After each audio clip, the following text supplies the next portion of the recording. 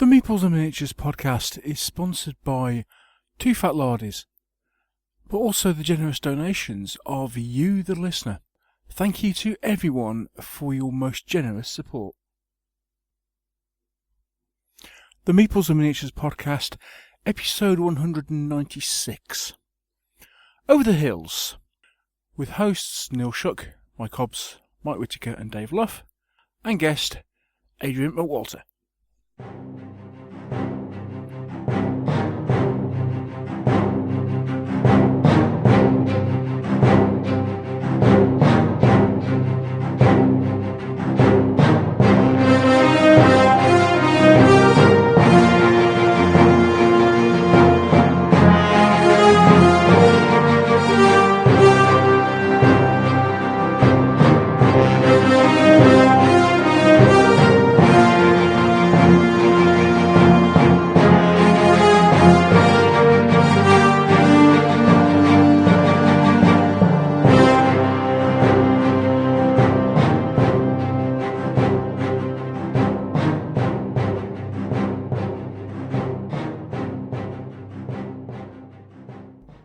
Hello and welcome to another episode of the Meeples and Miniatures podcast. And on this evening's show, I am joined by the Welsh wizard himself, Mr. Mike Hobbs.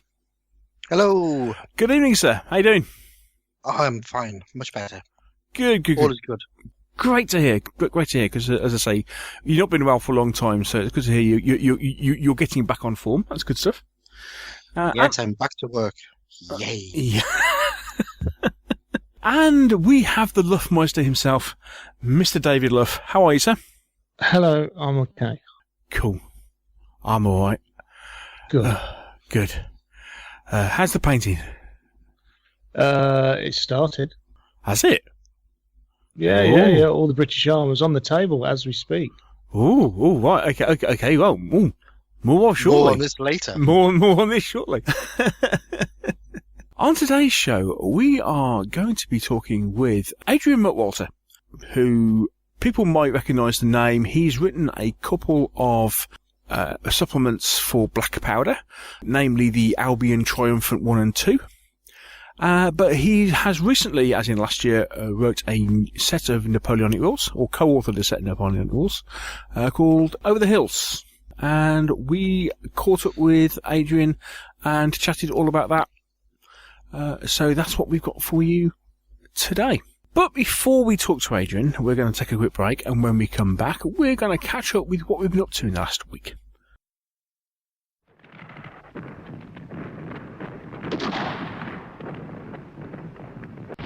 I must get through to Sergeant Watson's position. Jenkins, cover me! Sir!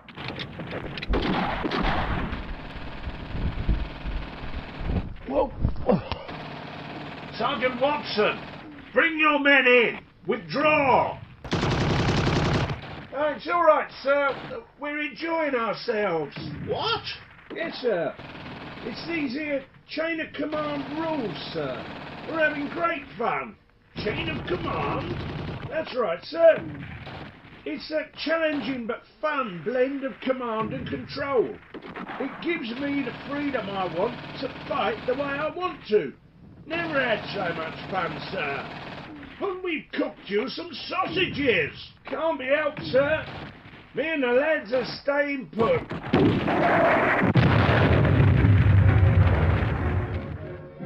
Chain of Command World War II platoon level rules from Two Fat Lardies. They really put you in control. And they're even better than sausages.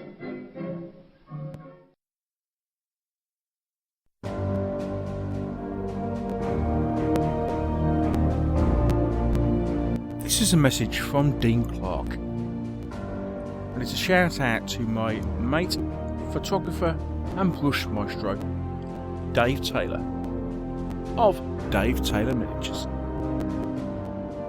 If you want to learn more about shoutouts, visit our Patreon page. The link is on the website.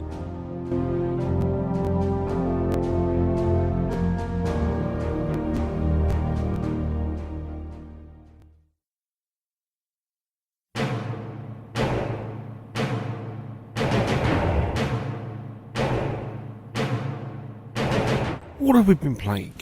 What have we been buying? We might even have painted something. The Meeples and Miniatures crew reveal all.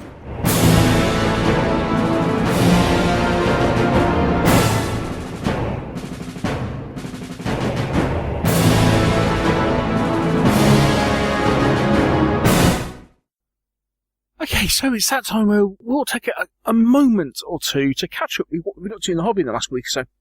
Oh, Mr. Luff, what have you been doing? Since you hinted right at the start of the show, you've been painting. Good grief, man. Yeah, What's got into you? Oh, dear. Well, I thought I'd best get some done, so there you go. So, when was it? Day before yesterday, they went on the table and I'll just give them all a wash.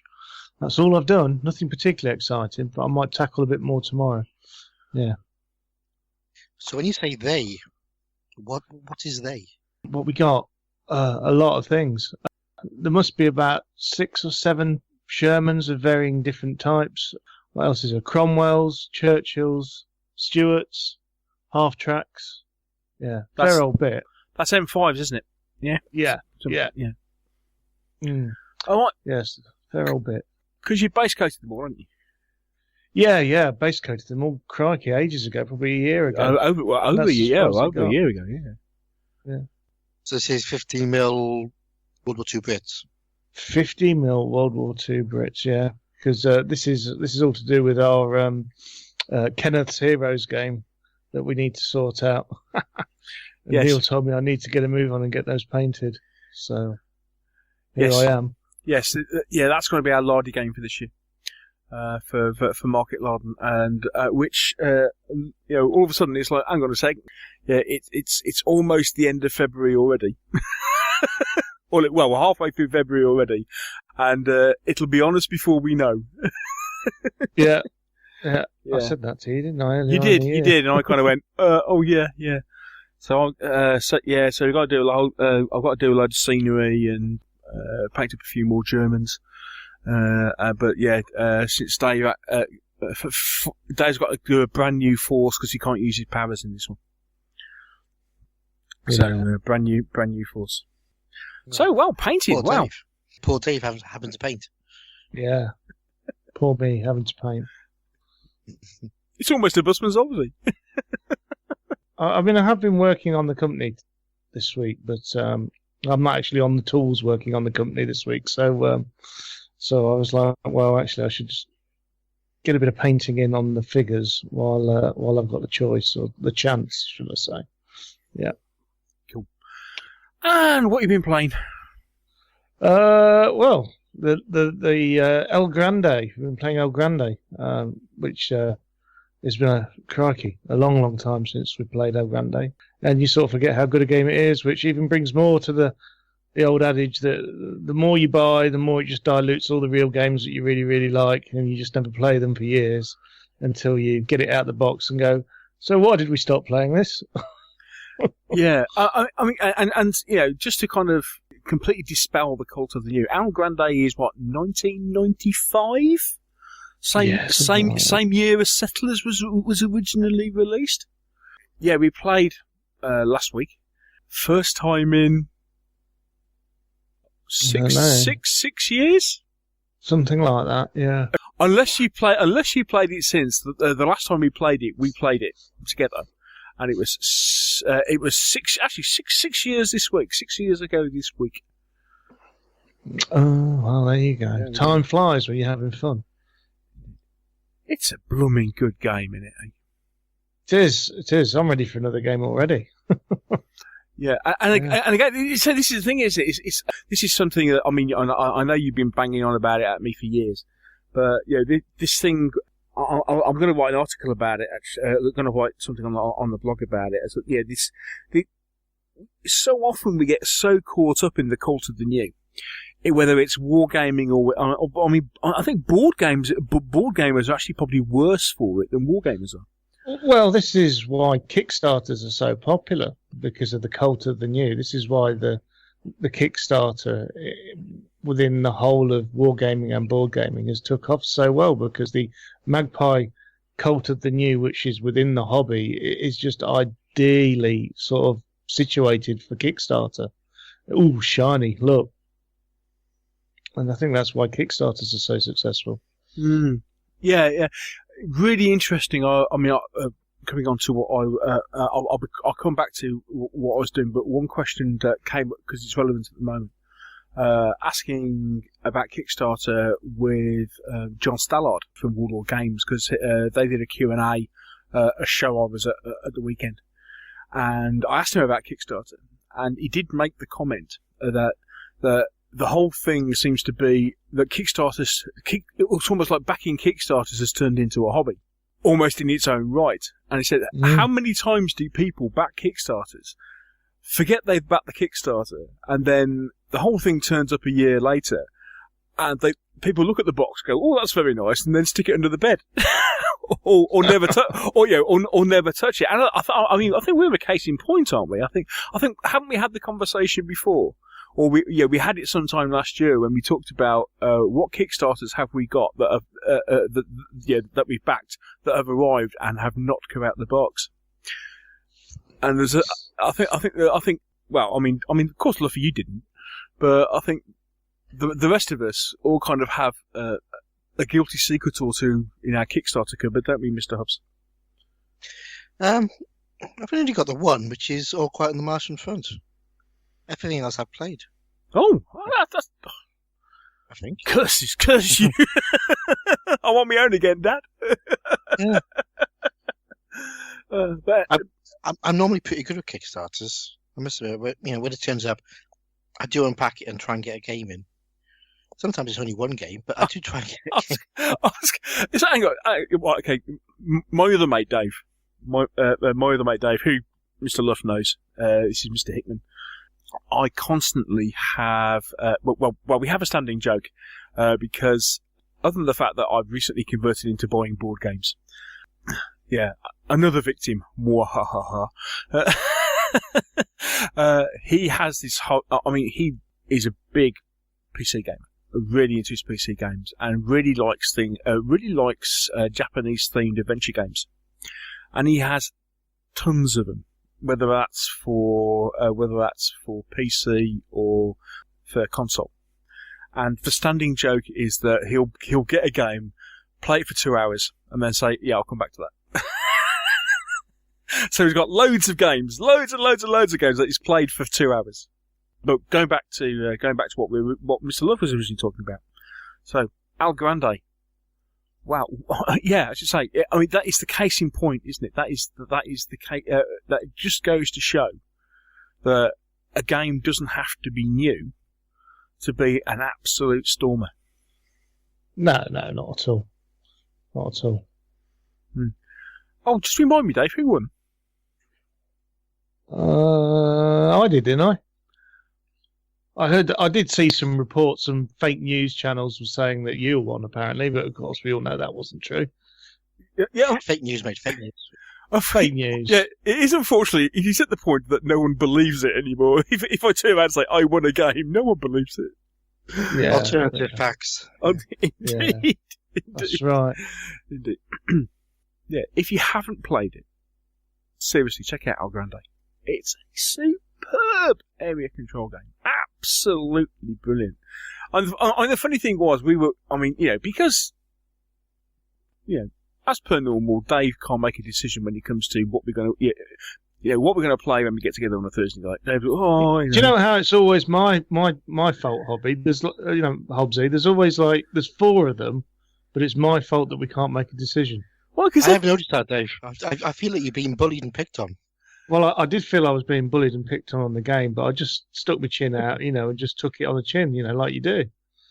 And anyway, it wasn't until because we had a choice, ended up having a choice of 2 or 3 games, and Al Grande sprang to mind, and I thought, well, the last time I mentioned, let's play Al Grande, it was immediately, I think the immediate rebuff by Mr. Luff went along somewhere along the lines of, do you remember how to play it? Is that right? Yeah. So I must admit what I did on the day. I just downloaded the rules just to kind of remind myself of how you play it. It's quite an easy game to play once you know, but it's if you're learning it from scratch, it just takes a little bit of effort. But it was one of those. It's one of those things of you read. I started to read the rule book, And then about three pages in, I suddenly went, oh, I remember this. Oh, this is a really good game. And lo and behold, we remembered why, because it's a absolutely cracking game. Absolutely cracking game. El Grande. Mm. So, what have you been up to now, Neil? Well, game-wise, playing El Grande. Have I bought anything this week? Yeah. You haven't bought anything, have you? I have. Yeah. But I've been looking at a lot of rule sets. They bought a couple of sets of rules. I'm trying to remember what turned up this week. I can't remember if I mentioned this last week. I got the member from Company B, which second edition, which is the new Vietnam rules from Peter Pig. So I'm going to have a look at those. Age of Arthur turned up. That's the new Saga supplement. So Age of Arthur. So we're going to have a look at that. That hasn't even come out of the packet yet. I've been a bit distracted since the weekend. But that turned up, and I succumbed and bought something which I should have bought on the Kickstarter but didn't. People will finally notice that the first Conan expansions have hit the shops. I bought some of the Kickstarter exclusive stuff, but I didn't buy anything else. But having seen them on Mr. Hobbs's unboxing, when he first received his, I thought I need to get those when they come out. So I bought the box of Kushite Witch Hunters and the Crossbowmen for Conan, and they're very nice. And there's even a scenario just appeared on the Conan website for using the Crossbowman figures. Mm-hmm. But they are nice, aren't they? They are lovely. Yeah. So there was one other thing. Now, Hobbsy, I'm sure this must happen to you, because obviously you have so many boxes arrive in your arrive at your address. There is the odd occasion where a box turns up, and you think, I can't remember ordering this. What's in this box? I can't remember. I don't remember ordering this box, because I thought I got everything. Does that ever happen to you? No, never. Right, okay. I have a spreadsheet of things I've ordered but not expected, tracking information. I believe that as well. I do. I bet it isn't our spreadsheet though.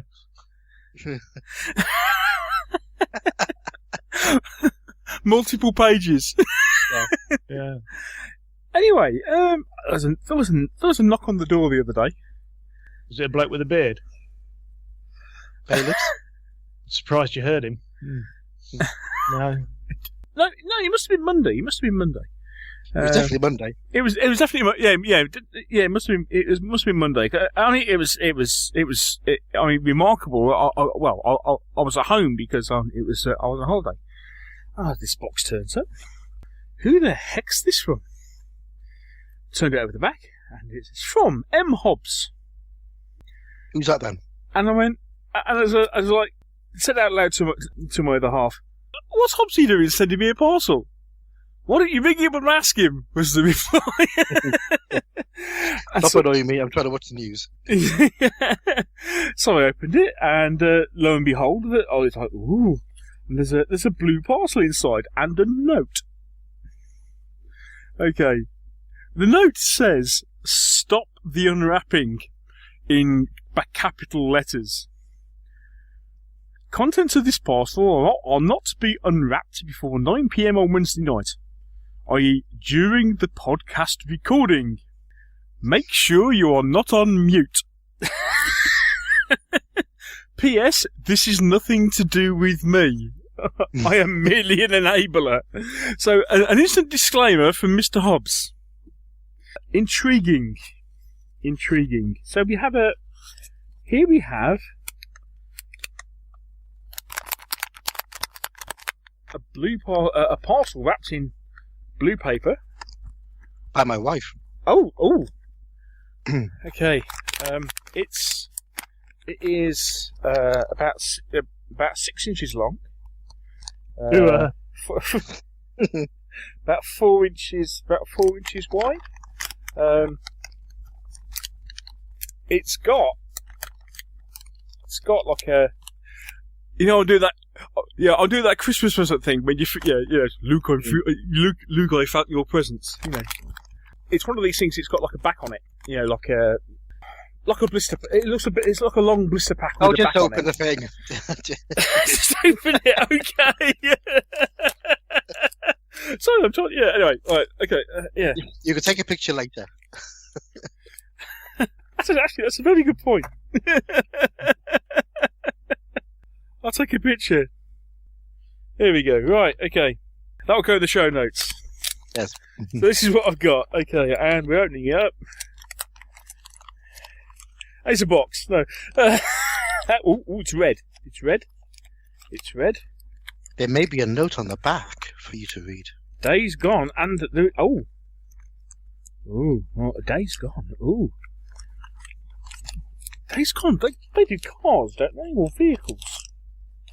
If I remember rightly. I'm sure I've had one of these before from somewhere. Right, okay. What I'm doing, I'm opening it backwards so I don't see what the front of it is. I'm going to read the note. Okay, right. Oh, wow. Okay.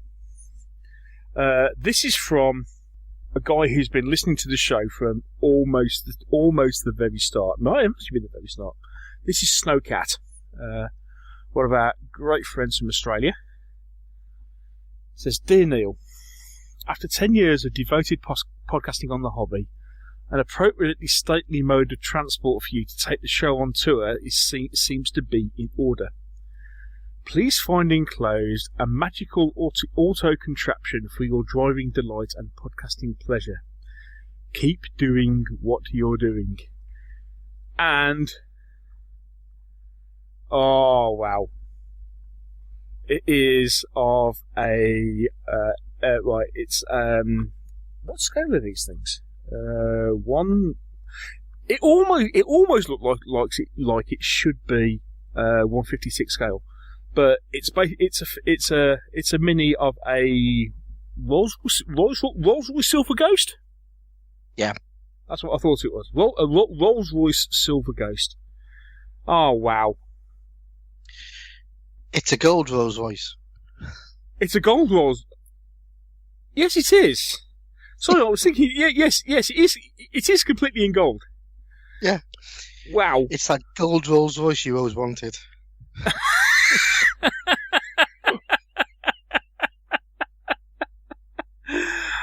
Oh, Paul, that is brilliant.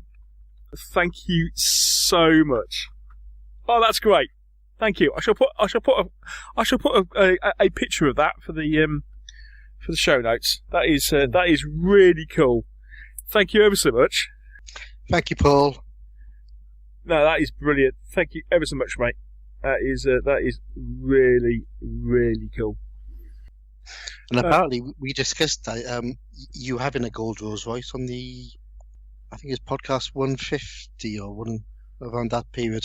Did we? Yeah, it was when we were talking about Simon Miller's rules. Oh wow! The strongest. Crikey! Well remembered, Paul. I don't remember that bit. That is incredible. Oh, that is superb. Thank you. Oh. But wow. Okay. So one other thing quickly to mention. I mentioned it a couple of times already because I name dropped John Stallard slightly earlier. Last thing I did this week. Last Sunday, the 12th of February, was the first of a new show called Red on Blue in Nottingham, which was held at the Nottingham Tennis Centre. I posted some video of the show and a couple of the games on the blog earlier this week. Yeah, went along to that. Really good. One slight problem in the fact of, and this is completely outside of the organisers' hands, that it was held in one of the Nottingham Middle Centre's tennis courts. So, size of the show, it's basically this indoor tennis court, but it's like 4 tennis courts. So there's this huge sports hall, basically. And it's one of 2 they've got on the place. So you got a hall the size of 4 tennis courts.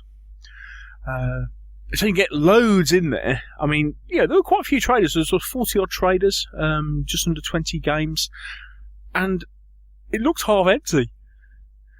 So, and having chatted with Donna, she actually said that was intentional, because it does mean that it gives a potential for a lot of growth.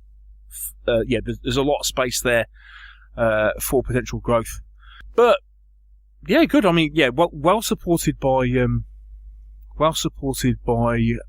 traders who manfully kept to their tables all day, despite the fact it was blooming freezing, because the heating had broken down the day before and they couldn't get it fixed.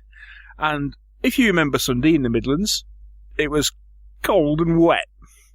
And of course, basically there's like 2 double doors into this arena, both from the outside, and both were kind of open for most of the day. So it was blooming cold. Other than that, really good first show. There's a couple of, they did a couple of seminars. So there was a joint Q&A with John Stellard and Mick Priestley, and then Gav Thorpe did one. He actually did a seminar on the taking account of narrative in game design, which was really interesting, and it was so interesting I've invited him on the show to talk about it. So Gav's going to come on the show and talk about that at some point, but that was really, really good. Other than that, a few games, walked around the show, took some videos, chatted to lots of people, bought 1 pot of paint. Easy now. What colour? Yes, it was Dave Luff levels of buying. But other than that, I mean, the primary reason for what colour though? What colour? What colour? Was the paint? That's the important thing. It was coat d'arms iron grey. Oh. It was. Yeah, it's for doing helmets. Yeah. And then, no, stunning. Yeah. But the primary reason for going was to chat to people and also try out the new video camera rig, which was really nice, worked really well. It's just a shame that I'm not a very good cameraman at the moment. So, got to work on that and what have you. But, yeah, good show. So looking forward. They've already booked the next one. It's back again, 11th of February 2018. Stick it in your diaries. Nottingham Robin, 11th of February 2018. It's a really good show. Well impressed. Good job, Donna. Well, good. Yeah, very good. Cool. That's me. Well, mine's gonna be quick because I haven't done anything. Really? Yeah. I painted some bit of Epic. I have been prepping. We're having a bit of a games day down Firestorm on Sunday, 6 of us. So we're going to have a big Command & Colours Epic game. Mm-hmm. We're going to do Talavera. Oh, cool. And we're going to be doing a little bit of play testing for Mr. Clark and Mr. Skinner. Ooh. Which may involve some tanks. Oh, cool. So just prepping for that, just putting together some quick reference sheets and stuff. And I may have bought another box of Command & Colours Napoleonics. Hang on. What do you mean, another box? I've got the Prussians. You got the push. So, hang on, does that mean that... no. That's it then, isn't it? Is that the full set there? I've got all the laps, yeah. Because, hang on, you bought Austrians and Russians last week. Yeah. And you bought the Prussians this week. Yeah, well, I kind of noticed that they might be going out of stock. Right. Better get in quick, just in case. Just in case. Well, yes. So. Only way to be sure. Yeah. I think it's time for the interview now, isn't it? Pass it quickly on. What, before you have to confess anything else you bought this week? Yeah. Are you sure your wife doesn't listen to this podcast? Shh. Anyway. But Moving quickly on, nothing to see here. Let's take a quick break, and when we come back, we are going to be chatting with Adrian McWalter all about Over the Hills.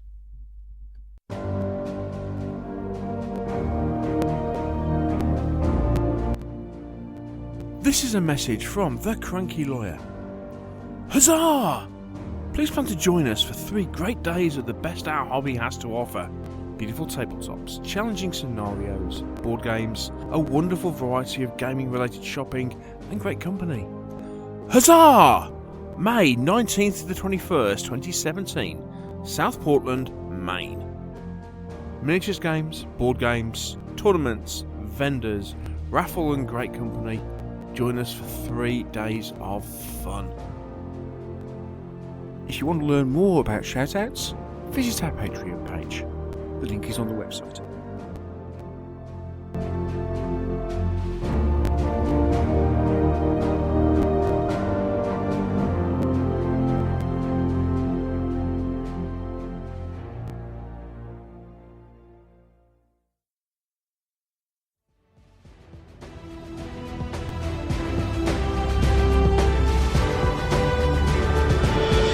We hope that you're enjoying this episode of the Meeples and Miniatures podcast. If you are, would you like to support us? There's a couple of ways of doing so. You can become a patron of the show by supporting us on our Patreon page. There you can give regularly every time we produce a show. Alternatively, you may want to give a one-off donation, and you can do that by using PayPal. For more details on both these options, please click on the Donate tab on our website www.meeplesandminiatures.co.uk.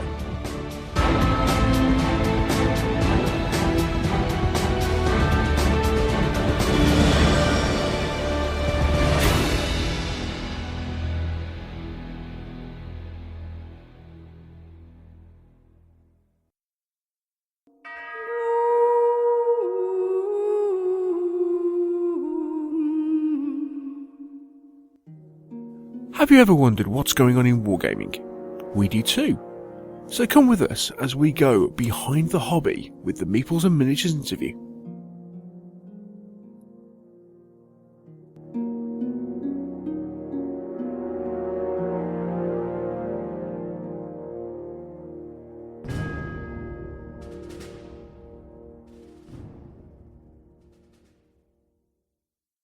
We'd like to welcome to the Meeples and Miniatures podcast, Mr. Adrian McWalter. Hello, sir. Hiya, how are you doing? Oh, well, thank you. How are you? Yeah, very good, thank you very much. Thank you for having me on. It's a pleasure. It's a pleasure. We're chatting to Adrian primarily about a set of rules that he has. Is the correct term co-authored? Yeah, co-authored with a good friend of mine by the name of Quinton Dalton. Okay, now these came out last year. They're called Over the Hills. And so we're going to be chatting to Adrian all about that. But first, Adrian, as you're a new guest on the show, the first thing we'd like to do is to get some kind of idea of your gaming history. So, can you give us an introduction into how you got into the hobby and how you got into writing wargames rules? Simple way that I got into the hobby. 40 years ago plus, I walked into my local library in Maltby, which is near Rotherham, South Yorkshire, and saw a Napoleonic war game being played by a group of gents. And at 10-year-old, it just blew my mind, and I didn't look back. I think it's one of those things that as war games we've either got in us or we haven't. Yeah. So from that point in time, it was airfix plastics, dipping them in emulsion to start off with, and then moving on to painting my own figures. So started with Napoleonics because that's what I'd seen, and then over time branched out into ancient, modern, Second World War, fantasy, sci-fi. So for many, many years I've played lots and lots of different games, but I've always come back to and focused on Napoleonic because that's been my passion, really. Yeah. So over time, basically because I got into fantasy wargaming, I was invited to Warhammer World to meet Paul Sawyer. Wow. And I did a couple of magazine articles with him. Paul Sawyer being the editor of White Dwarf magazine at the time. Yeah. But now Paul Sawyer is head of production for Warlord Games.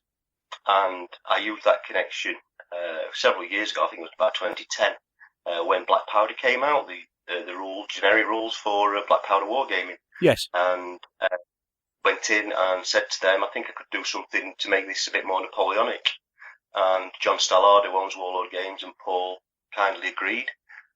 So I ended up writing a couple of supplements for Black Powder, which are the Albion Triumphant 1 and 2 series, one focusing on the Peninsular War, and the second focusing on the 100 Days campaign, hence the title Albion Triumphant.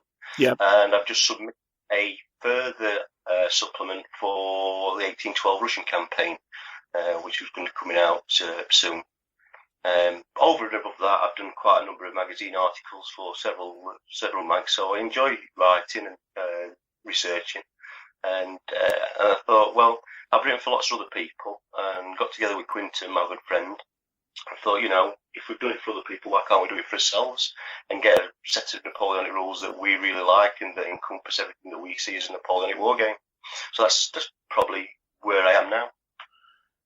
Okay, so stupid question: why write your own set of rules as opposed to using stuff that's already out there?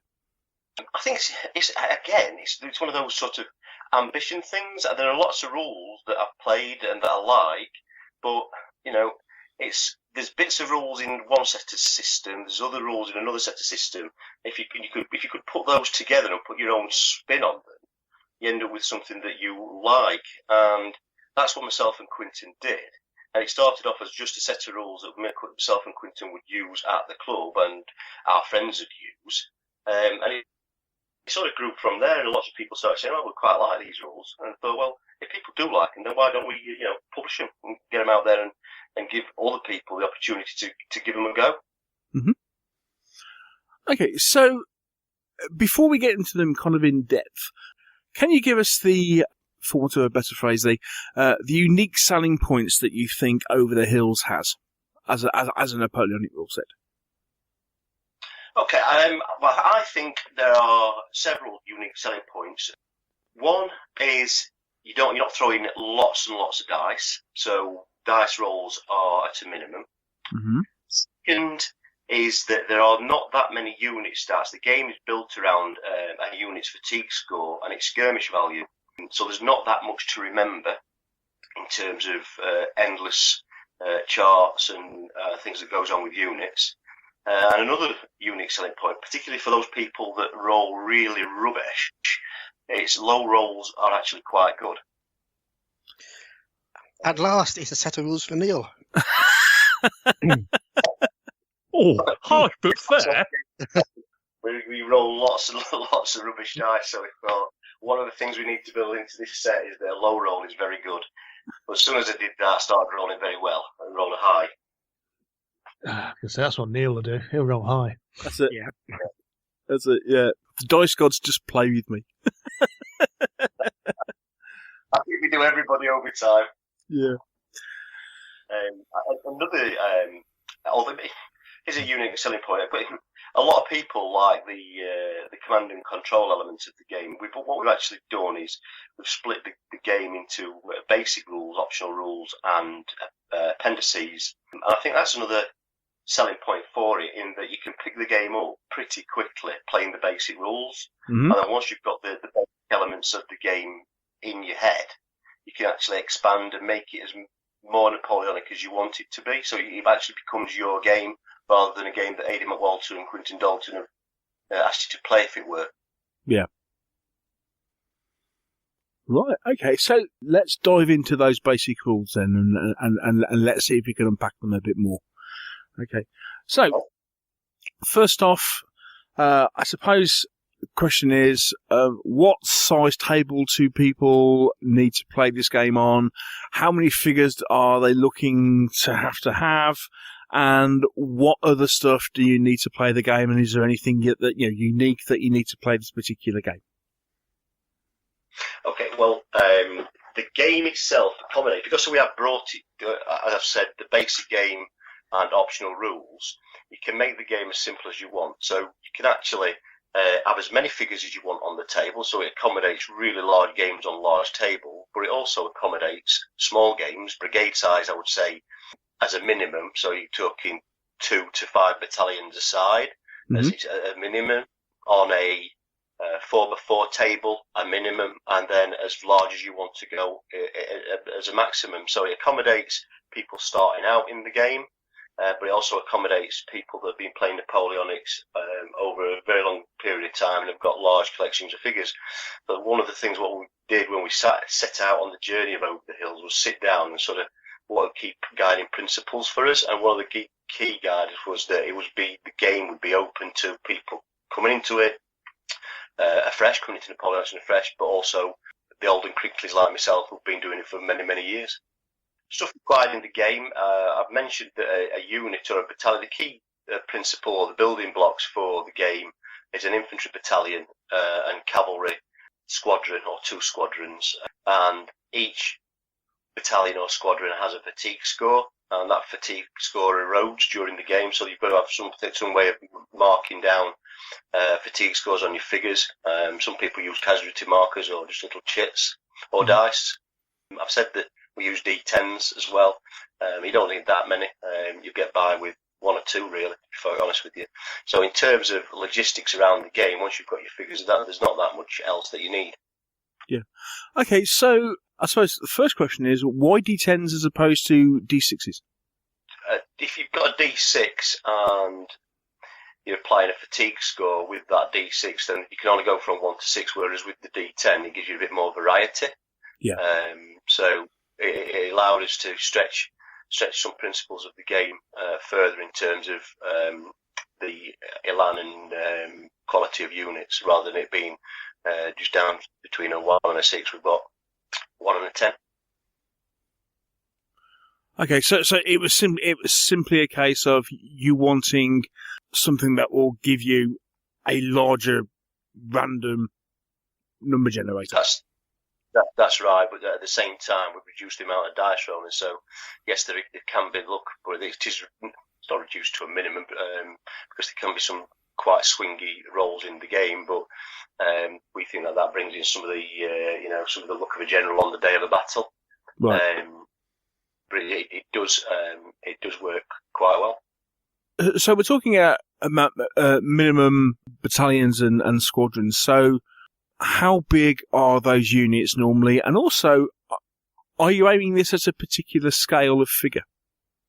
In terms of scale, again, when we sat down, myself and Quinton, we decided that we want to make sure that the rules would accommodate most figure scales from 3mm upwards, 6mm, 10, 15, 28s.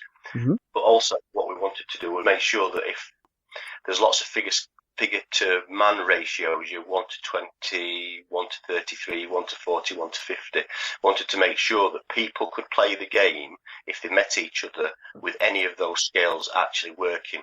And that's the key principle around a fatigue score, because it's based around not the actual number of models in the unit, but the actual base footprint of the unit itself.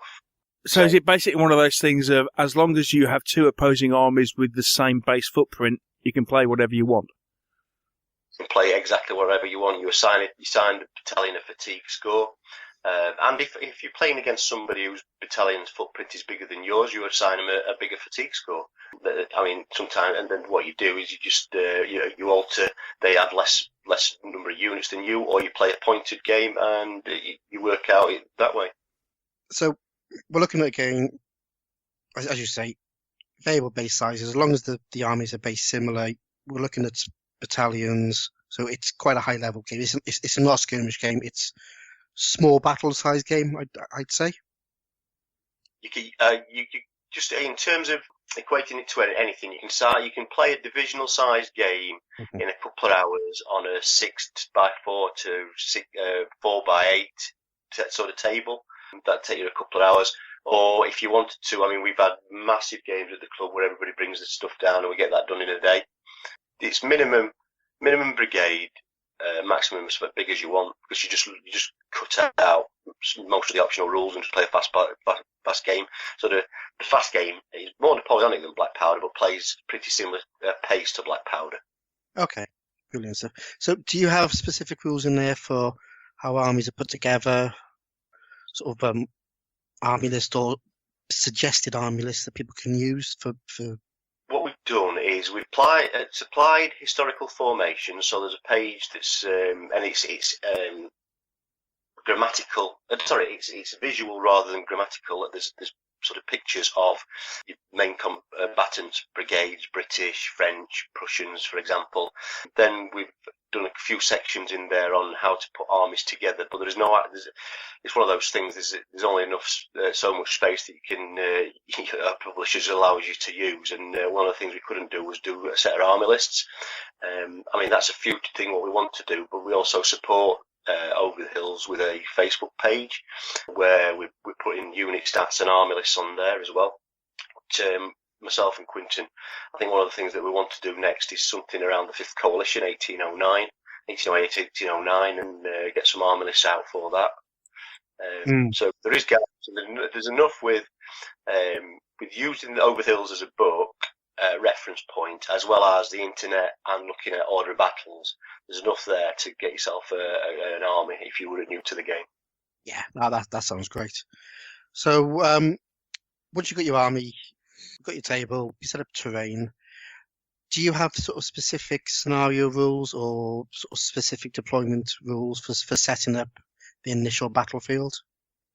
Yeah, well, I mean, we talk about in the book about the various sort of games that you can play, the historical games, the what-ifs, and then we've looked at what we call pick-up games, sort of you turn up at your club and arrange a game with somebody, and now one of those games and that's in particular, that's your sort of divisional size 2-hour game. We call those pick-up games, and there's 3 or 4 scenarios based around that. The setup is you roll a die, a d10, and then you look at the number of light cavalry units you've got in your army or division, as well as how good your general is, and that'll give you a score. And whoever wins that score gets the opponent to deploy one of their brigades, and it's sort of I go, you go on deploying brigades. But the person that wins the roll, whatever the difference in the 2 rolls were, you get to the normal setup line is 12 inches. But if I beat your score by 4, I'd deploy up onto the 16-inch line rather than the 12, whereas you deploy on the 12-inch line. So that gives me a bit more chance to grab terrain and keep key locations and things like that. Okay, that sounds interesting. And do you have rules in there for things like reserves as well, or sort of flank attacks or anything like that?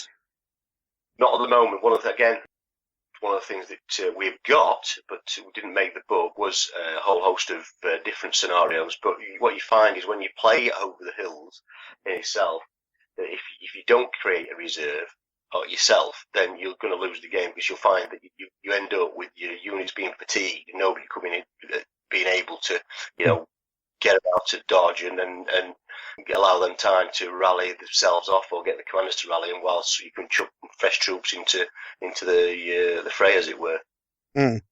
That's good. So you're actually modelling the actual tactics of the day, but not forcing that as part of a mechanic. No, it's not. There's no mechanic that forces you to do it. But the actual, there is tactics around flank marching, and there's tactics to keeping a reserve. And if you don't use those while you're playing Over the Hill, then you could come a cropper. Yeah, which is always good. Okay, so let's take it that we got our table set up, we got our figures all deployed, we got a can of beer in one hand and a couple of D10s in the other. What's the Sorry? The only way to play is to have a beer in your hand. Indeed. So, what's the turn sequence, or how would a turn be carried out using these rolls? So the player who won the initiative roll, that first roll that you do the setup, also has the choice of whether they're going to be player A or player B. One of the things we didn't want to do was the sort of I go, you go turn, and a bit where armies come marching across the table, you don't get a chance to do anything before they've shot you in your face, sort of thing. So what we do is side A, if they go first, they will move first. Then they rally their units, the generals and commanders rally the units. And then side B fires defensive fire. So if side A had moved into combat contact with side B, then side B fires those units. Then combat's fought, and then side B fires. So it sounds pretty complicated, but in the book it's in a sort of circular format, and people have looked at it, played it, and gone, although it looks hard, to do it, it actually plays really, really well. In that before, say, side B gets rolled over, they actually get a chance to defend themselves before they get hit by side A. Yeah. So it's basically side A moves, side B fires, side B moves, side A fires, in its simplest form. So it's not typical I go, you go, in that side B is interested all the time. That's the one. Yeah, it's like the person who's going second is always in the game rather than watching side A for quite length of time, doing everything that they want to do, and probably having taken units off before they ever get a chance to react. Which another good thing about that, then it makes side A's movement more critical. Because what they don't want to do is put themselves in positions where they're going to get themselves, shot up quite early in the game. It brings a bit more tactics to it. Mm. The danger you have is as the player who is moving, that because you don't move and then fire, you move and then are fired upon. Yeah, as I say, you can put yourself in a whole world of hurt before you get a chance to do absolutely anything else. Yeah, so it is critical that if you are going to start moving, you're going to start launching attacks, that you set your attacks up properly. And we found that it actually represents quite well, the feel of a Napoleonic battle in that the attackers attacked, defenders shot first, either at long range because they lost the nerve, or at short range and stopped the attack. So that worked quite well. We found that that's a good side product of that mechanic. Yeah. Before we go into things like sort of movement, combat, and that sort of things, you mentioned earlier that command and control is one of the key selling points for this set of rules. And you mentioned how you've got commanders on the battlefield. So how do they work? What's the actual command and control mechanics that you brought into the game? Okay, so a commander has a command range. They also have an inspiration factor and a control factor. The command range for a typical divisional commander playing the basic game would be 24 inches, which means that commander must have their brigade commanders within 24 inches of them for the brigade commanders to be able to do actually everything that they wanted to do. Brigade commanders' typical basic rules have got a command range of 12 inches, which means that their units have to be within 12 inches of the commander if they want to move. Now, if a brigade commander was outside divisional commander's range, but the brigade commander had all their units within 12 inches of them, the units could move at half move. But if any unit was outside that 12 inches, they wouldn't be able to move. So that's in its simplest form. But then in the optional rules, we bring in orders and quite a neat order system that people like to further influence that command distance. Inspirational factor, I'll go into control factor. Control factor is used in the rally phase. So I've said that units have a fatigue and then can have that eroded, so they can take 1, 2, 3, 4, 5 to fatigue hits. A commander in the rally phase can actually rally those hits off. And what you do is you roll a d10, number of d10 depending on what the control factor of the commander is. A typical one would be 3, so I could pick 3 dice or 3 d10, and I could rally 3 units, 2 units, or 1 unit. And the score required would be the unit's fatigue or less. And then the last bit is the inspirational factor, and that's how charismatic a commander is. And you add that to the unit's fatigue when you're trying to rally it. So that's command in a nutshell, or commanders in a nutshell. That's quite nice. So it obviously placing commanders correctly is going to benefit you. Yeah. And what you find in bigger games is that when a commander has to commit, or a sort of a strategic commander has to commit themselves to a particular part of the battlefield, the command starts getting stretched, and some units are only moving at half move, and it does start becoming a bit of where do I need to go on the battlefield? So there's quite a lot of that played out, particularly in bigger games. That's quite good. Second question to that: are you actually limited at all in the amount of orders you can issue in any particular turn? A commander can only issue 1 order per turn if you're playing optional rules. If you're playing the basic rules, as long as commanders are in range and the units are in range, then you can do what you want within reason. When you start playing orders can you can change an order per turn, and it depends on how good the units are and how good the commander is. that you give the order to as to how the order will be received and understood. Okay, I mean, with that, I was just wondering whether just how much of a limiting factor you could put on, the command and control element of the game. Obviously, as you stated in the basic game, basically, you can order as long as people are within command radius. You can essentially order everything. And it was, it was just wondering whether you had some form of battlefield friction as far as that sort of things was concerned, built into the system, into the rules at all. It depends what order a brigade's on. If in the order section of the game, it depends. Say if you're on an attack order, your brigade is on an attack order, then there's things that a unit must do, there's things that a unit may do, and there's things that a unit cannot do. So, for example, a cavalry unit in a brigade that's on attack orders can't evade, and infantry and cavalry units in a brigade that are on attack orders must move at least 6 inches or move one of their move segments towards an enemy. So you do find yourself, if you go gung-ho and everything's on attack, before you know it, you're overstretching yourself. Neil, you're in trouble. I've got to play this. We've got to play this, Neil, just to see you in trouble. Yeah, thanks for that, Dave. Yeah. Are you just intimating that I just by default put everything on attack? Is kind of what you're getting at there? Possibly. Couldn't dare say. Isn't the magic phrase charge? Something like that. I think it is. So we've gone through turn sequence, etc., etc. What I'm interested in is how the actual logistics of movement works upon the table. Well, what we're sort of looking at, are we having to really micromanage movement, or is it sort of a bit right? loose? It depends where you are in relation to the enemy. If you're outside 6 inches of the enemy, interpenetration and movement is quite loose. If you get within 6 inches of the enemy, then we're a bit more strict in terms of what you can and can't do. There's no interpenetration allowed within 6 inches of the enemy, and if you do, you start taking fatigue hits. But the basic principles of movement are that depending on what formation you are in, gives you a number of move segments. And for infantry, each move segment is 6 inches, and for cavalry, that's 12 inches. So, for example, an infantry unit in march column would get 3 lots of 6-inch move segments, and then you have an option to go a further 6 inch, so that would be 24 inches in total. But if you moved anything over your third move in march column, you'll take a fatigue hit, i.e. you push the boys too far.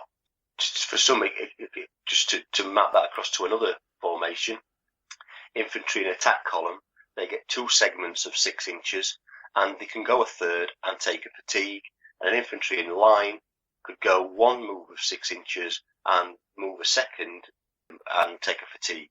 So the maximum move a line can do is 12 inches, attack column 18, and march column 24.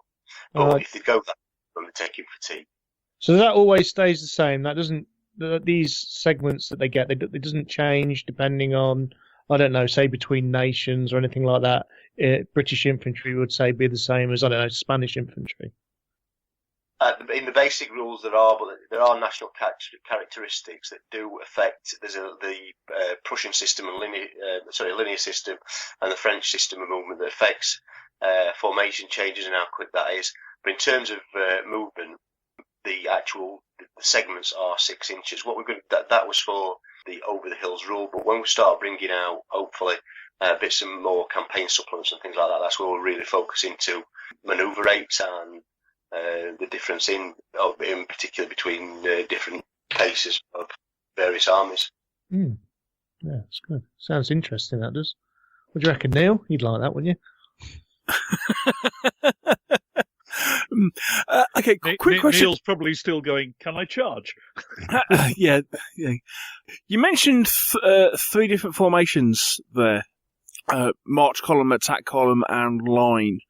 Is that something that is right across all units? So that counts for both infantry, cavalry, and I suppose potentially artillery.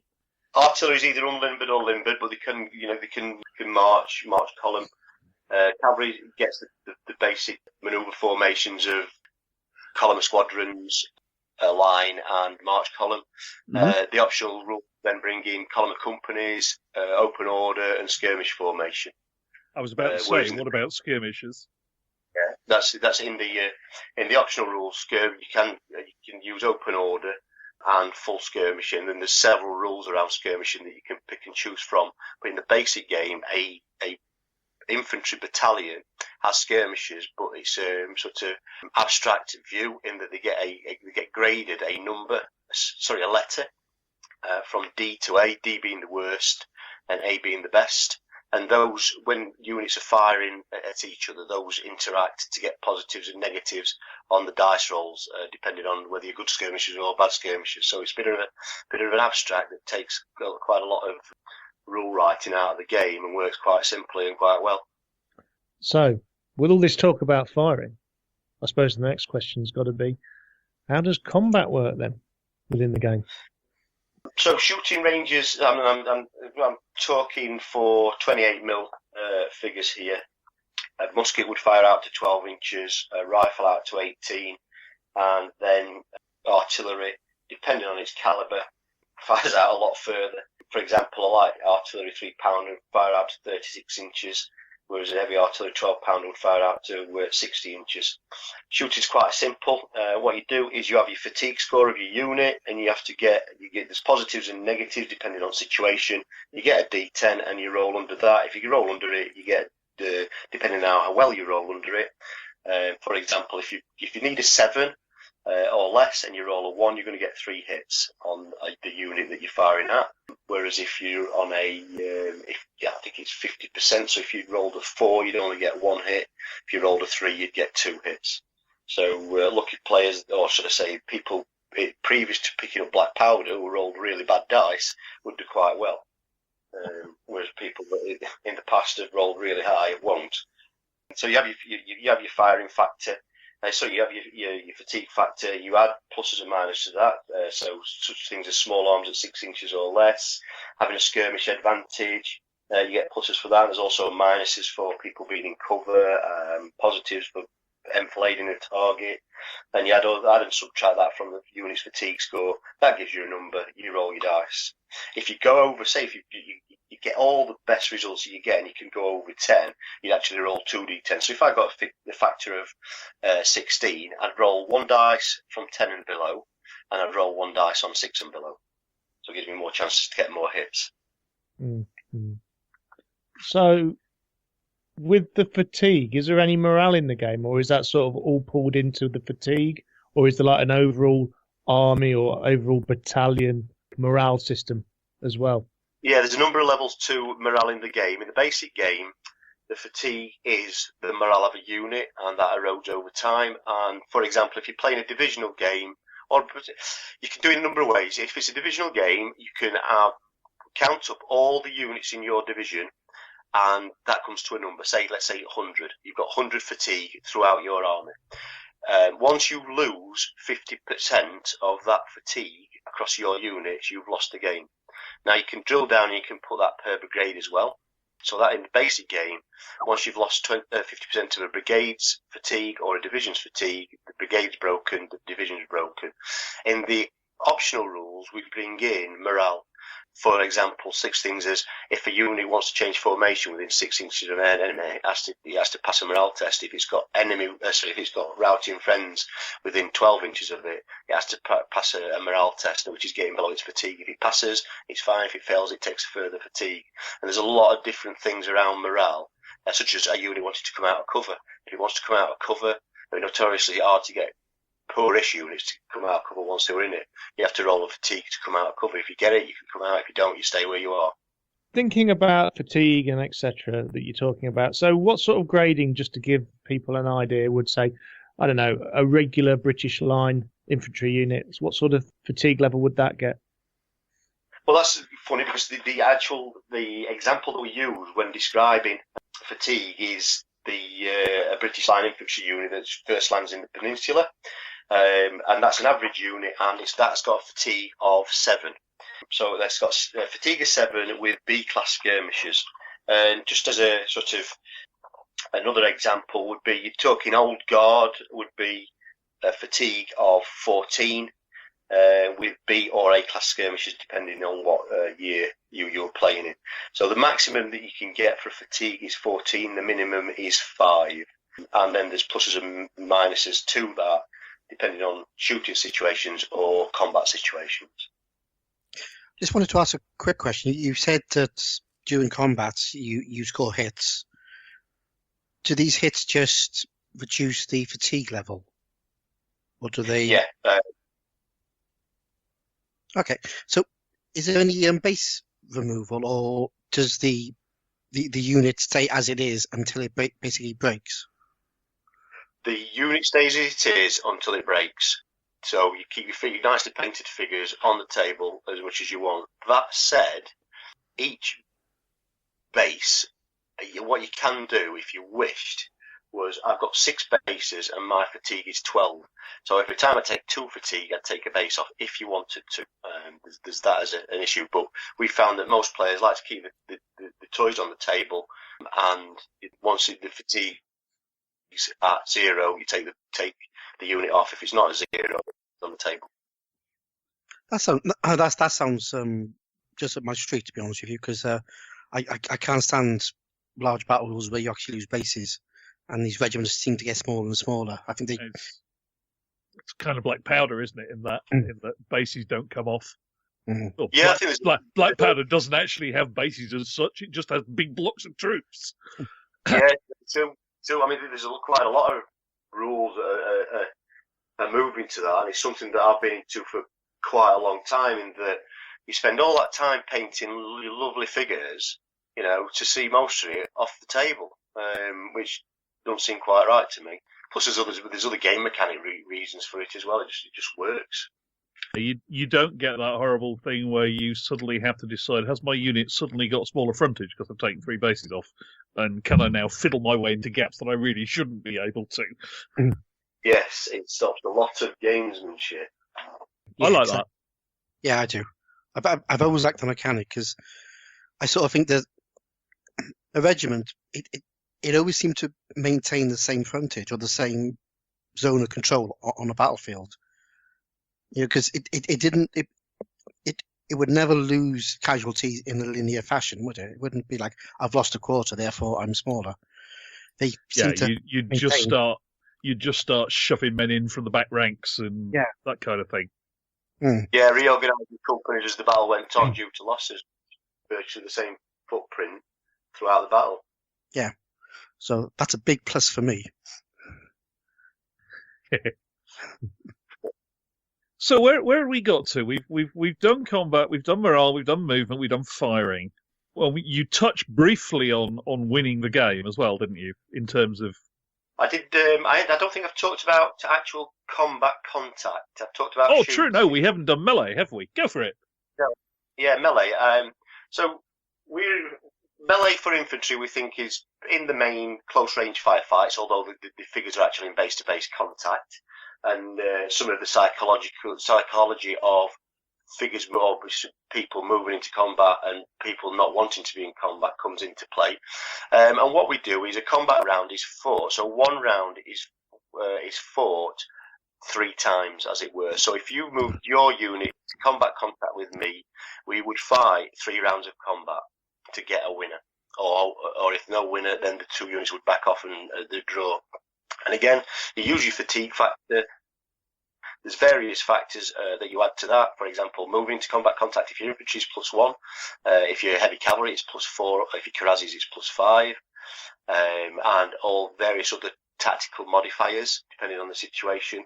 And then you revert back to exactly what we talked about in the shooting phase. You can roll under to get 3, 2, or 1 hits. And you've got to get a clear win by 2 to actually get your opponent to withdraw. We found that combat's quite bloody and decisive, as it were, from a psychological perspective. Or on some occasions you read about units just blasting the hell out of each other for hours with limited casualties, and that sometimes happens in over the hills. So you do get the 2, which we quite like. So it's not guaranteed that we're going to put this unit into that unit and this is going to happen. There's a bit of fog of war around it. Right. So in your classic British line against French column thing, a lot of rules, it sort of boils down to if the column actually survives the incoming fire, the line's probably in trouble. Now, I'm sort of feeling from the way you've got this that some of that incoming fire is actually factored into the close combat rather than happening before. Am I right? The way it's factored into the close combat is it's not actually a statistic in the close combat. What happens is, so the British line, say, in their firing, so they've fired, closing fire, and they caused 2 fatigue hits to the French. Right. Well, the French might have a fatigue factor of 7. Well, they're fighting now with a fatigue factor of 5. So your shooting has taken, it's having a massive effect in the combat phase as part of the combat. So it's not just, although there are 2 distinct and separate things, i.e. shooting and then combat, you're carrying the shooting effects into the combat phase. Right, got you. Yeah, because I have to say my favourite test of any Napoleonic rule is always to line up a British line and a French column, wind the French column up and see what happens. If in this, as in reality, if you throw a single French column into a British line that's unmolested, the British line probably will win, barring some tragic roll in the dice. But if you send up a couple of French columns and a French line in order mixed against a couple of lines, life might get interesting. Yes, definitely. Yeah. Sounds fun. Sounds like my cup of tea. No, I would say the French player's got to work a bit harder than just chucking columns at lines. They've got to soften the point of a tackle first. Now, obviously, in that classic scenario, I've probably also got half a company of the 95th lining a hedge about 20 yards in front. How does that factor in? There is support in the game. So take it back into the shooting phase. If those French columns went past the British rifles, then the British rifles would be able to shoot at the French columns because they're supporting what the British rifles are supporting the British line as part of the brigade. But also in the combat phase, if that rifle unit was in a certain distance of the British line, they would provide a support in terms of pluses to the British line's fatigue. Gotcha. So it makes it easier for the British line to cause casualties, as it were. So right. support's critical. Oh, that makes sense. Which leads off, obviously, to the next classic encounter, which is what happens when your cuirassiers come thundering up to your British line. What we do, you have the option in your. If you see cuirassiers coming towards you, you can form square in your Obviously. own turn. Or you can risk it if you're doing other things and think, well, is it cuirassiers going to charge me or not? Maybe not. So I will hopefully form an emergency square when the cuirassiers do finally charge. And that then depends on how far the cuirassiers are away. And again, you have to roll under your fatigue if you're the British line. With minuses to that fatigue, depending on how close or how far those cuirassiers are. So if they're right upon you, i.e. within a move, so if they're within 12 inches of the British line and the British line hasn't formed square, then they're going to have a rough time of it trying to form an emergency square when the cuirassiers do actually charge. Which is entirely realistic. Yeah. It's one of, I think it's Hobbs will back me up, I think it's Napoleon at War where everyone complains that I can't, if I try and form square when the cavalry are 12 inches away, I quite often die horribly.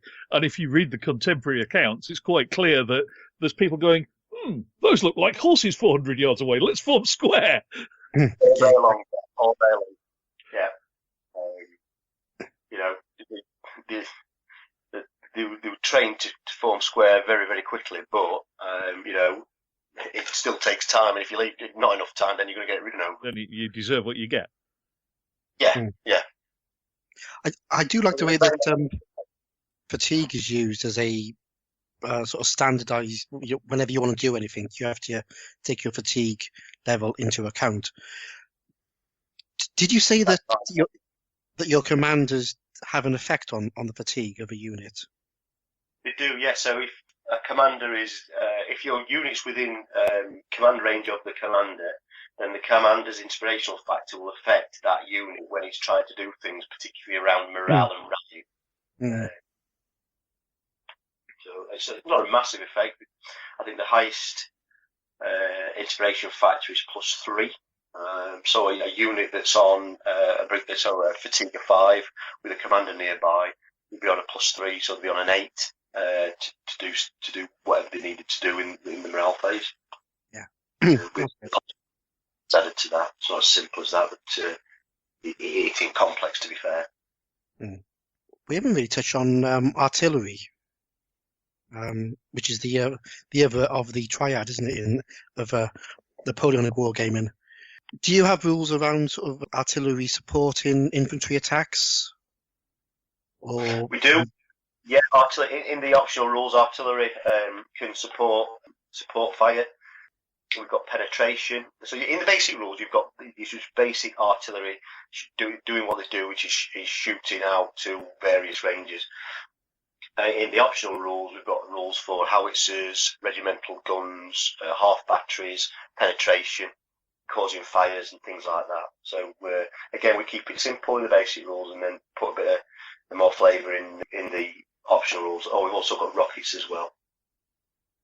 Grand batteries and spiking the guns. It sounds like you thought of most things, I must admit. We've been doing it a long time, so if we haven't, then.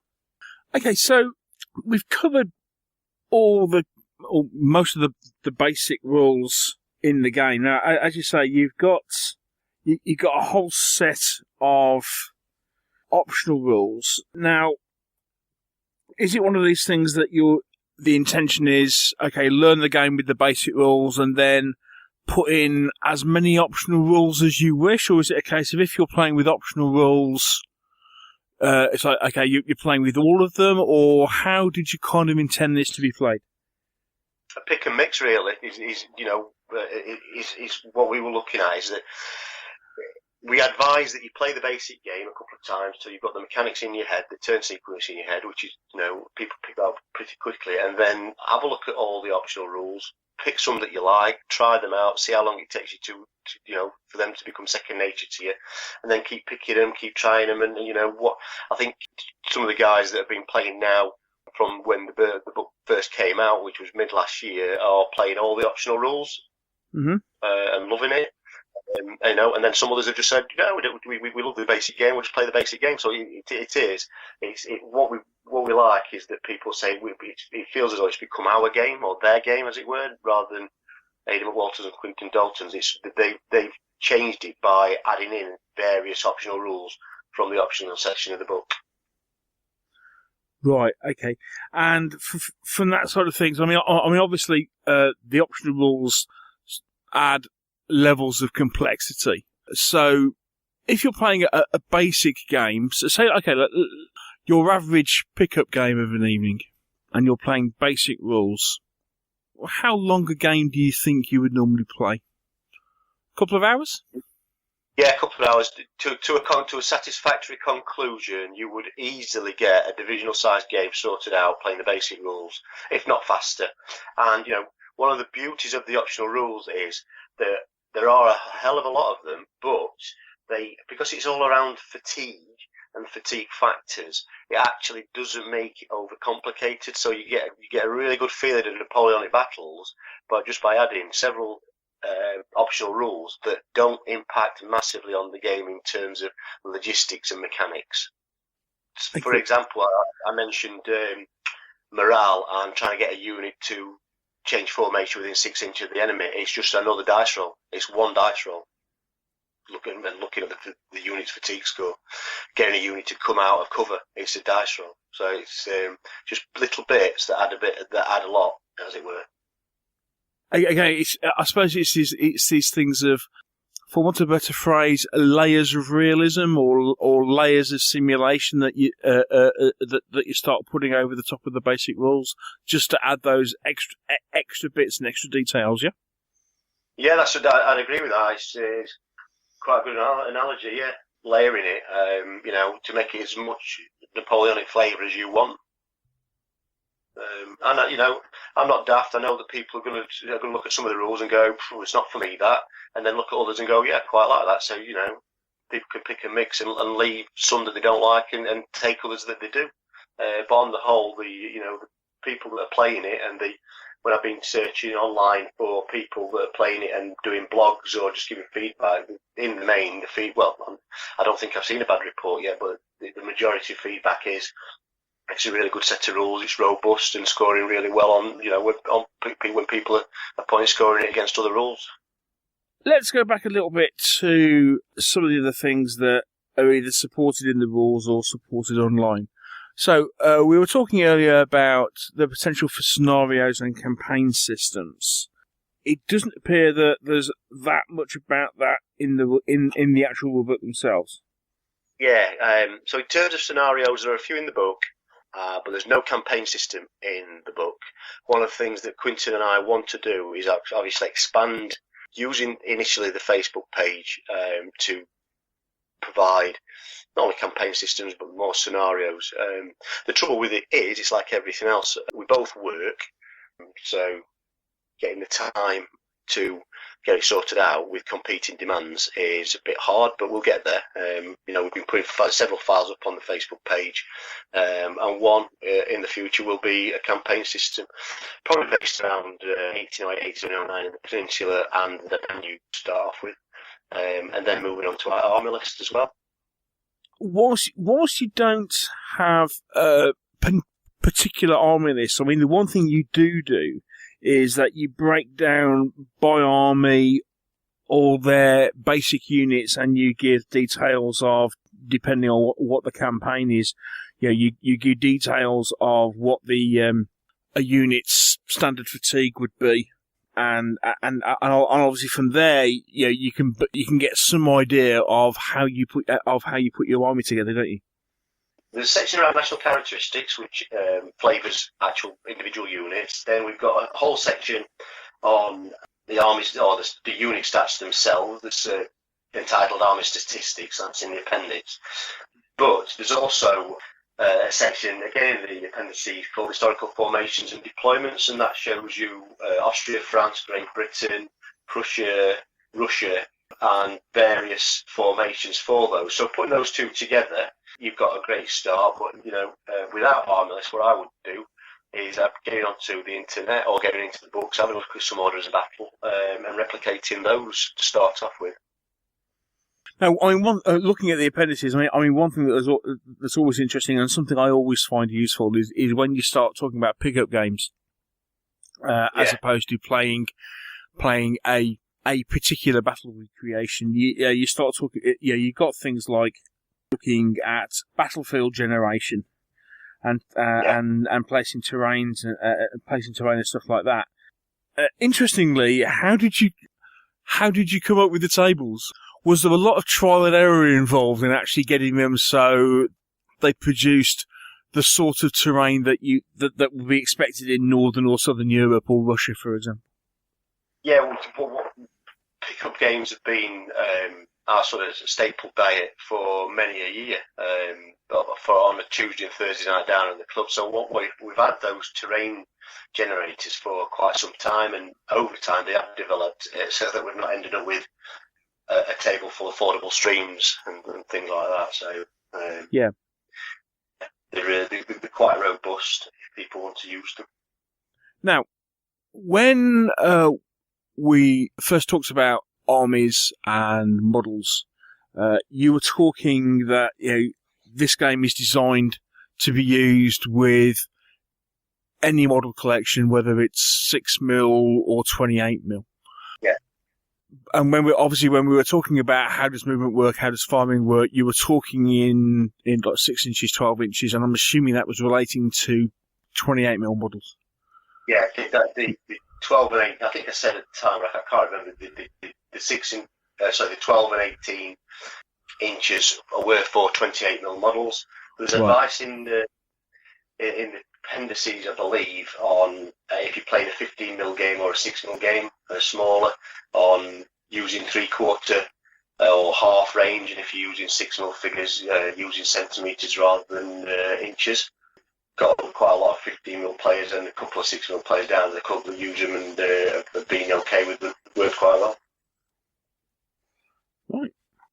The rules, as they are it's a hardback book, 130 pages, with black and white text, full colour photos throughout. Is that the only format they're available in? Or do you do an electronic format as well? I don't believe we do. The book has been published through Calibre Books, and this is the option we went for. I think for future there is the electronic PDF on the horizon, but at the moment it is full colour hardbound at the moment.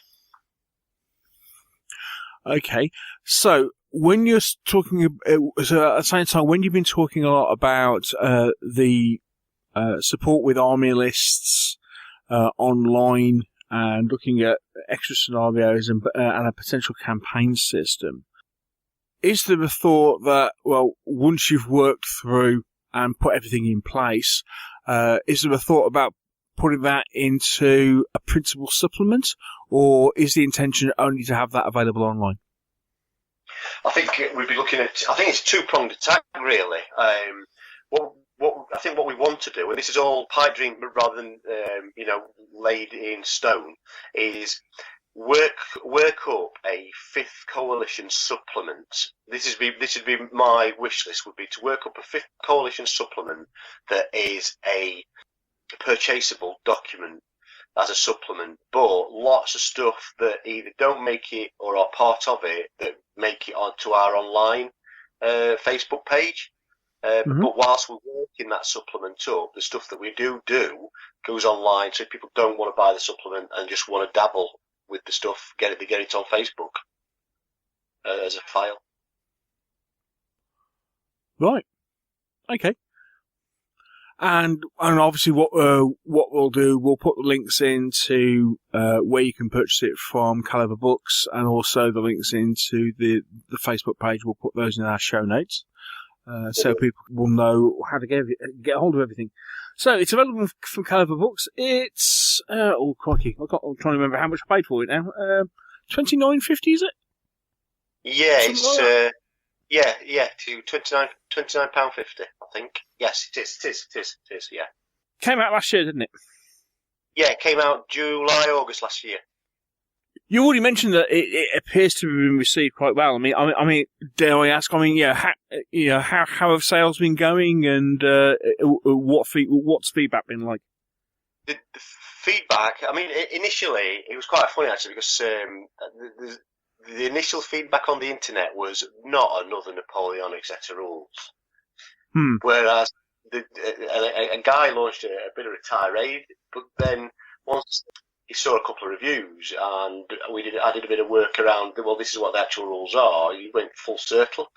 And like I said, I've keep my ear to the ground in terms of the internet and get feedback with the rules. And in the main, and the vast majority of in the main, people have received them very well. So very, very happy with that, to be fair. Because you saw it on the UK show circuit last year, didn't you?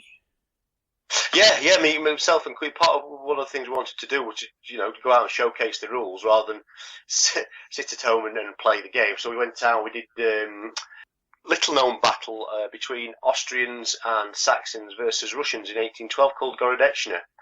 So we did part of that battle and went all over the country, won a few show awards with it as well, which was quite good and surprising. People loved the terrain because we used teddy bear fur, so it was quite therapeutic wargaming if you started losing. So I just stroked the teddy bear. Oh, that's why you used teddy bear fur. Oh, okay. So Dave, we need teddy bear fur. Well, you do. Yeah. So when on my side of the table there's a worn out patch because I lost a lot. A man after my own heart. Yeah. So are you going to do that again this year, or what's the plan? The plan, again, we've got a number of irons in the fire in terms of what we're doing on the show scene. But myself and Quinton this year, we're looking at not only the stuff that we're doing, we're also looking at a skirmish Napoleonic game called Forager that we've had in, that we play ourselves, but we've never sort of released it on anybody. People play it at our club in Mansfield, but we thought, Over the Hills has done well. Let's let's give Forager a go. So what we're going to do is, for the first part of the season, we're going to take Forager around. Again, it's going to be based in the peninsula to start off with. So we've got a little Spanish town that we've made and some figures. Quint himself painted. In the main, Quint's done all the terrain making because that's where his skills lie, and mine lie in the figure painting. And we're going to do that as a participation game. So if you see us at the shows, I think the first one we are at is Hammerhead in Newark. Come along, say hello, and have a game of Forager. We'll see you there. We'll definitely see you there. Yeah. Obviously, Over the Hills is close to his heart. We love the game. So probably second half of the season we'll either drag out Gorodetchner again or look at something else. I'm painting a Napoleonic British Army at the moment, so I might do something around that. But I've also got the Russians in the background. But we will be revisiting Over the Hills for participation/demo games later in the year. So for people who aren't on Facebook, have you got any plans for doing like a public blog or anything that will hold any army lists or any files? Yeah, I've got a blog that's sort of call it mothballed. I had all the intentions of sorting out a blog and doing regular updates, etc. I never got around to it. But one of the things that I intend to do is ship some of the stuff that we've got on the Facebook site onto the blog. And I haven't got the details at hand, but I can get the details of where the blog's at, so that people can start picking up bits and bobs of files for Over the Hills if they need it. That'd be useful because I'm not on Facebook. Actually, I think Mr. Luff, didn't you find that earlier? Yeah. What was it? Ooh, Check if it's okay.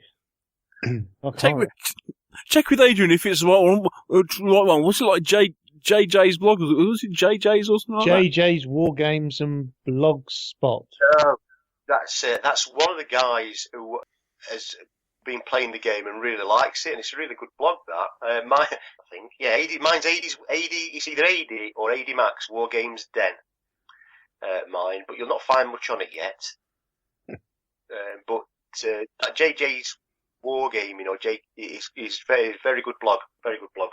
Yeah, he's had lots of good stuff on there from all manner of systems actually. So if he likes yours, you're in good company. Yeah, I'm quite. And that's what it's one of you write something, it becomes your baby. So when nobody likes seeing the baby criticised. So we've not done bad in the main with the feedback from it. So overall we're very very happy. Cool. Well, Adrian, that sounds like a really interesting set of roles. Thank you so much for coming on the show to talk to us about it. No, thank you very much for allowing me. It's been brilliant. Thank you very much. No, it's a pleasure. I mean, as I say, it is a big book, hardback, and actually, the other thing is, as well as lots of photos of miniatures, there's some really good artwork in it as well. I mean, one question I forgot to ask. I mean, is that all kind of artwork that was done specifically for the book? No, I think it's the late Bob Marion's work that Caliver have access to, that we were allowed to use, which was fantastic. And then the front cover, quite an interesting story, this actually. When I was writing with Quinton the book, we used the front cover. We just dragged a piece of artwork off the internet, and it happened to be the exact cover that we've got on it now, just by Filuke, which was quite nice. Lovely, well-produced book. So, as I say, thank you very much for coming on and telling us all about it. We wish you all the very best in the future, and as you say, all being well, we'll bump into you in a couple of weeks at Hammerhead. That'd be brilliant. Yeah, we'll have a go at Forager. That sounds interesting. Yeah, sounds fun. Yeah. Come and see us, and we can talk Over the Hills and throw some dice playing Forager. That would be great, sir. Thank you so much for coming on the show. Take care of yourself, and as I say, we'll see you soon. And thank you. Cheers, guys. Here's 40 shillings on the drum for those who volunteer to come to list and fight the foe today, over the hills and far away. O'er the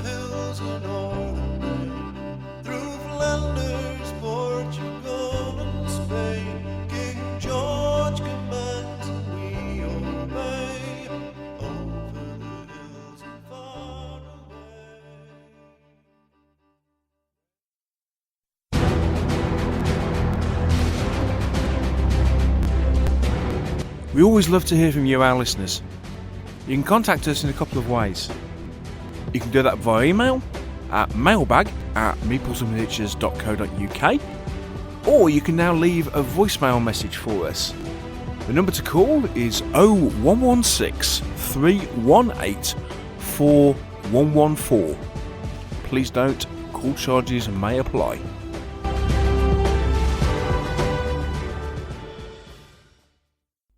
So, there we have it, Over the Hills. What do you think, guys? Interesting? Yeah. I've got to be honest, when I first heard about these rules, I thought they were just going to be like a skirmish game. Yeah. I just had it fixed in my head that it was going to be another Napoleonic skirmish game, and I thought, well, it's going to have to go some to beat sharp practice. Yeah. So I just didn't bother to look at them, but after talking to Adrian, I think they're great. So much so I bought them. Hang on a second. You said you hadn't... That was the intro, which was before the interview, so I hadn't talked to Adrian before the interview. Anyway, what a professional! What a professional! Yeah. You see, folks. I know everybody complains about the fact that we talk to people and people then have to go out and buy the stuff. Yeah, it happens to all of us. Yeah.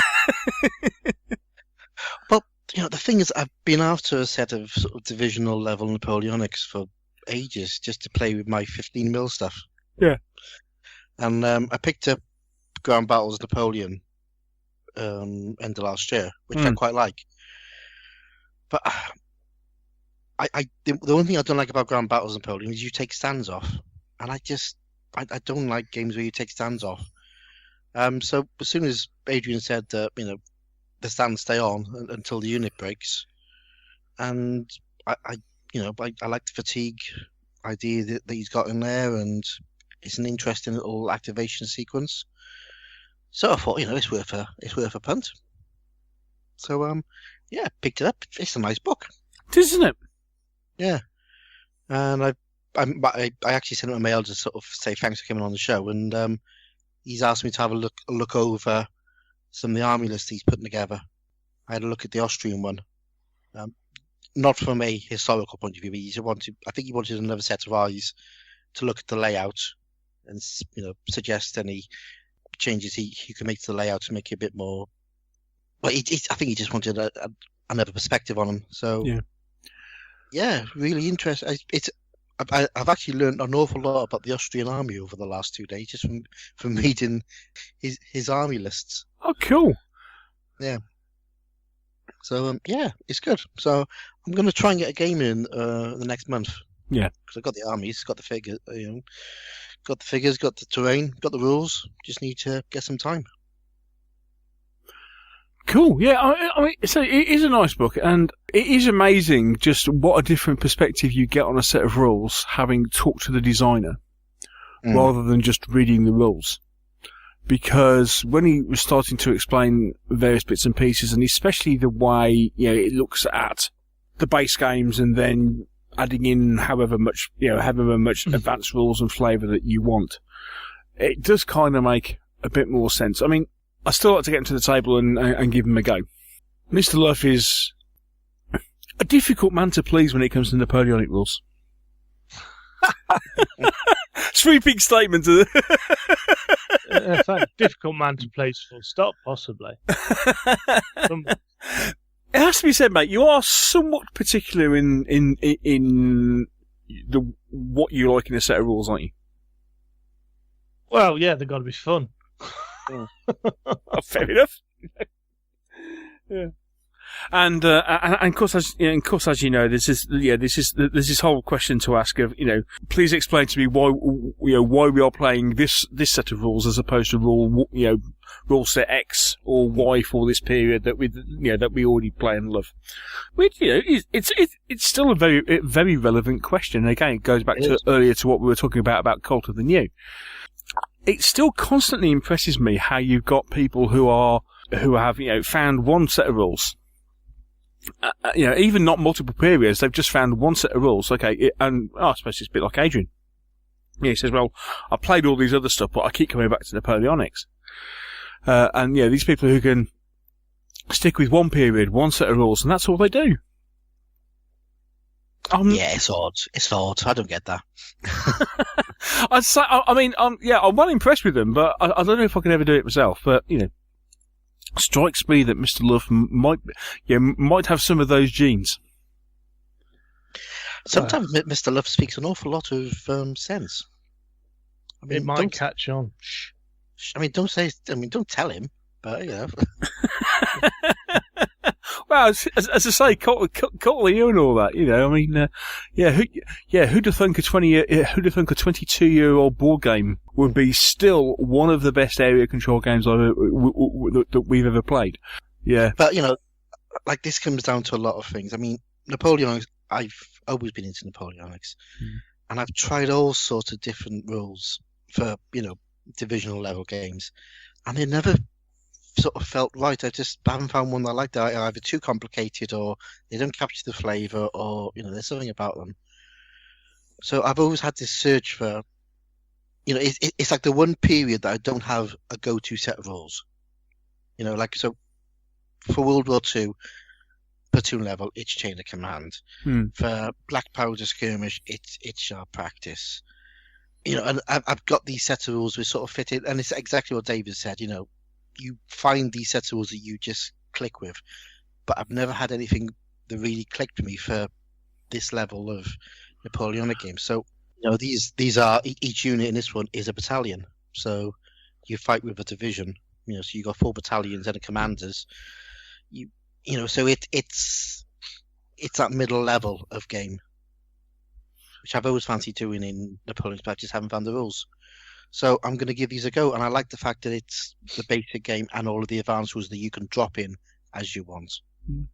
Might be something we could possibly see if it works with your 6mm stuff, Mr. Luff, and maybe give it a go. Yeah, why not? Yeah, he has got stuff in there for 6mm.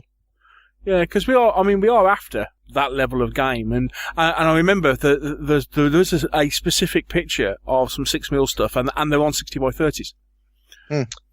Yeah. So, I know we're talking. You're talking about completely rebasing all your stuff and going to and looking at doing brigade level as opposed to battalion level, but each unit is a brigade as opposed to each unit is a battalion, because that tends to be the level that certainly you prefer, don't you? Yeah, definitely. Give it a go, see what they're like. Yeah. As I say, I mean, once you hear Adrian talk about it, you kind of go, oh, right, yeah. Yeah, I think he came across really well. So. Yeah. Nice chap, really good. Cool. So there you have it. Over the hills. We'll make sure that all the relevant information is in the podcast, in the show notes of the podcast.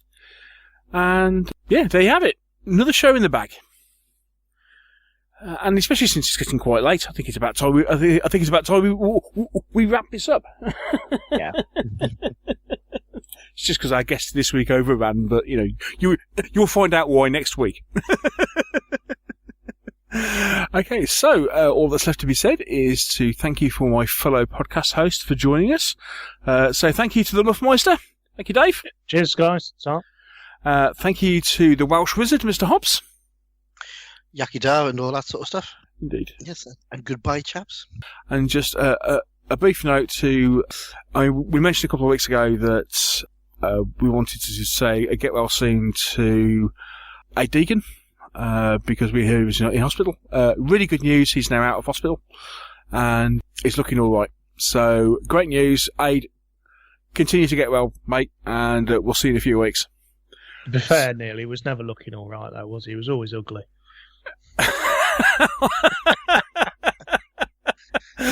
Aid, that's Dave Luff. I'll get some stick for that. Shh. If anyone knows Aid, don't tell him. Don't tell him, Pike.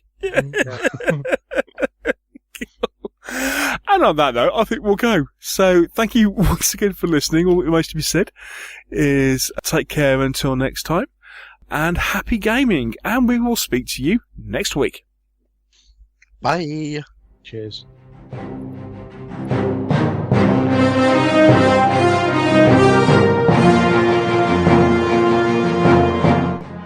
Thank you for listening to the Meeples and Miniatures podcast.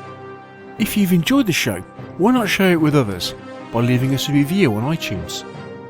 And if you have any comments or questions, you can always email the show. The address is info@meeplesandminiatures.co.uk. And you can also visit our webpage, where you'll find a complete episode archive, all the View from the Veranda podcasts, rules reviews, and our blog of hobby items and news, which is updated several times a week. This is also where you'll find the links to our presence on social media, and here you can follow us on Twitter or join our Facebook group. And finally, here you can also find details should you wish to support us by making a donation to the podcast. All this on the Meeples and Miniatures website, www.meeplesandminiatures.co.uk. The Meeples and Miniatures podcast is licensed under a Creative Commons Attribution, Non-Commercial, No Derivatives 3.0 Unported license. Thanks again for listening, and we'll see you in a couple of weeks.